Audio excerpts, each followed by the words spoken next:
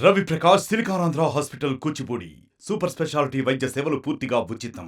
Telugu Desam party తీసుకున్న పింఛన్ల పంపిణీ కార్యక్రమం ఈరోజు రాష్ట్ర వ్యాప్తంగా ఒక పండగ వాతావరణం ఈరోజు జరుపుకునే పరిస్థితి ఈరోజు కనిపిస్తూ ఉంది.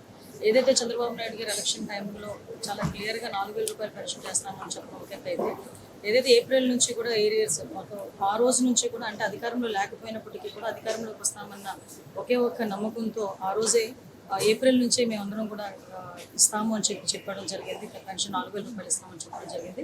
దానిలో భాగంగానే ఏప్రిల్, మే, జూన్ నెల 3,000 రూపాయలు ప్లస్ ఈరోజు 4,000 రూపాయలు కలిపి 7,000 రూపాయలు ఈరోజు ప్రతి ఒక్క అవ్వాతాతకి పింఛన్దారులందరికీ కూడా ఇంటింటికి వెళ్ళి పంపిణీ చేయడం అనేది జరుగుతుంది. ఈరోజు ఇది చాలా శుభపరిణామం.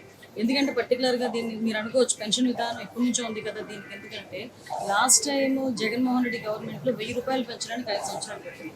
బట్ ఈరోజు ఏదైతే చంద్రబాబు నాయుడు గారు చెప్పారో యాజ్ టీజ్గా అనుకున్నట్టుగానే జూలై నెల నుంచి 7,000 రూపాయల పెన్షన్ ఏదైతే ఉందో, జూలై నెల 7,000 రూపాయల పెన్షన్, తర్వాత నెల నుంచి 4,000 రూపాయల పెన్షన్ ఇంటింటికి వెళ్ళి సచివాలయ సిబ్బంది అదేవిధంగా తెలుగుదేశం పార్టీ నాయకులు అందరూ కూడా ఇంటింటికి వెళ్ళి ఇవ్వడం జరుగుతుంది. మరిన్ని వీడియోస్ కోసం ఛానల్ ని సబ్స్క్రైబ్ చేయండి, లేటెస్ట్ అప్డేట్స్ కోసం వాట్సాప్ ఛానల్ ని ఫాలో చేయండి అండ్ లింక్ డిస్క్రిప్షన్ లో ఉంది.